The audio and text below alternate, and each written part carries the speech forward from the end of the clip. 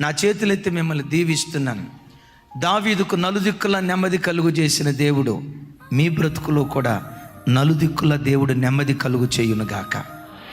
పిల్లలను బట్టి మీలో ఎవరైనా కలవరంతో వస్తే యేసు నామం పేరిట పిల్లలను దేవుడు మార్చి పిల్లల విషయమై నీ గుండెల్లో దేవుడు సమాధానాన్ని పుట్టించునుగాక.